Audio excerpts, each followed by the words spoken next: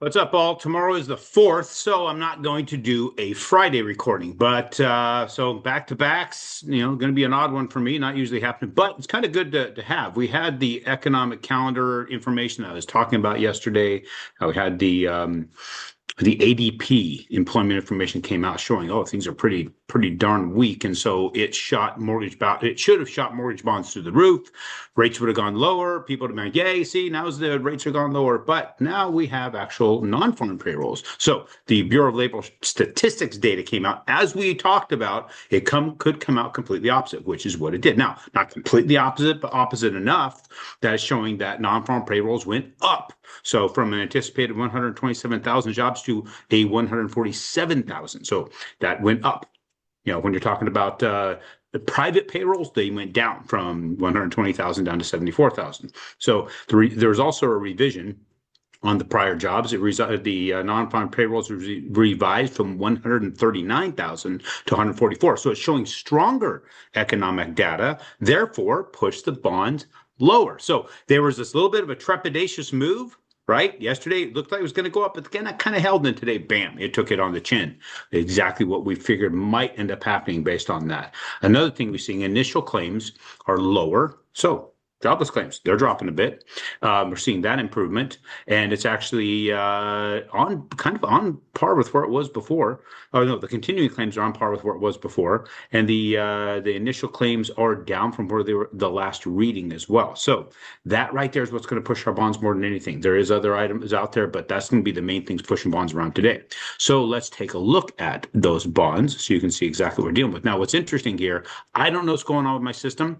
I don't know what's going on with this site. But for some reason, it is not retaining the information I put in. So when I start putting in data about the history here, it wants to stop and only point out to about June 25th. That's the last it wants to show me. So it wants to show this. That's the last, or sorry. Let me take a look here. I'm trying to figure this out. 30th of June. Okay, my mistake. It wants to show this day. It does not want to show the other days past that day, which is really interesting to me that it's holding up at that point. So we didn't get to see this movement horizon as it comes down when I start putting in information. So I will show you because we want to look at the range that we will see in Aaron Chapman's opinion. Again, this is an opinion.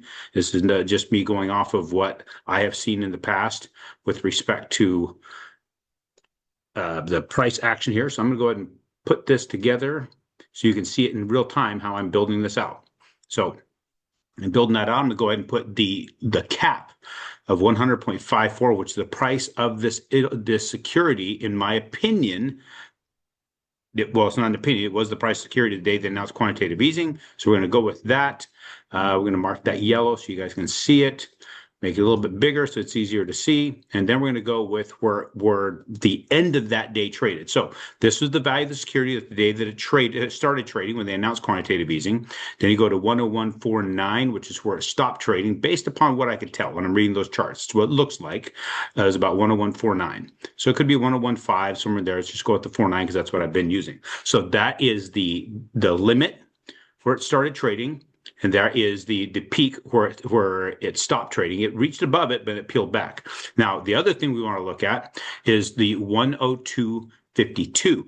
Now, the reason I want to look at that one is because that was when they actually started doing quantitative easing in January of 2029. That was the day's price when they started quantitative easing, somewhere in that range. What's interesting about this, we're seeing 100-point increments in here. And I like to shade this in so you guys can see the shading on it. Let me see here. Actually, I'm not going to shade that, and that might be where it's causing me my problem. So I'm going to leave the shading alone. The other line I want to put in here is what I have seen as being the base, the bottom of this whole thing. This is where everything tends to stop, is at 97. 97 seems to be the price point where we are at our bottom. And that seems to be this is going to be the range that I think that we're going to be operating in going forward, personally. So everything, if you look here, we look at the history when everything broke through after quantitative tightening. It hit 97, came back up, blew through, went to the top of that trading range, the top of the price of when they announced quantitative easing, went below it, hit that again, came down here with Biden and his claim to, the Biden administration's claim to what they were doing for jobs, that everybody's kicking ass when in reality they weren't. Got the reality, came in, and of course it slapped the bottom of that value the day they announced quantitative easing, hit this level, up to the top of the level of the value when they announced quantitative easing, back almost to 97. So I think this is our range. Now, I could be off a little bit. It could be a little bit higher than that. It could be somewhere in here. This could be our range. This could be the range that we're going to trade in. This could be our lowest, our highest interest rate right in here at 97.3 as far as the price is concerned of the security. And the best interest rates we'll see is anywhere where it's just the 100.53 or the 101.49. I was thinking we might have this as another ceiling potentially right here at the 102.52, but that has proven, we have not proven to be able to get there. We've not hit there. So I did put that as another ceiling, but this is our range. I don't believe we'll see lower interest rates than what we saw in September of this last year. That to me is the lowest interest rates that we will see. So I'm pulling this down so you can see September 17th was the lowest rates we will see in the foreseeable future. As far as I'm concerned, I could be very wrong here, but I think we're going to see the rates that we saw in April probably more often as our lowest interest rate. So those who are sitting here waiting for the Fed to lower the rates or do something, remember also every time the Fed lowered the rate, it brought the rates up. It's an inflationary move. So don't count on the Fed to bring your rates down. Count on money coming in, and it's just not enough coming in there. It's going to flow into those pools. That's going to demand that lower rate. And what you have to understand is when they put more money in and the rates go lower, there's less money made by whoever invested in that pool. Their return drops because they're only collecting so much from you.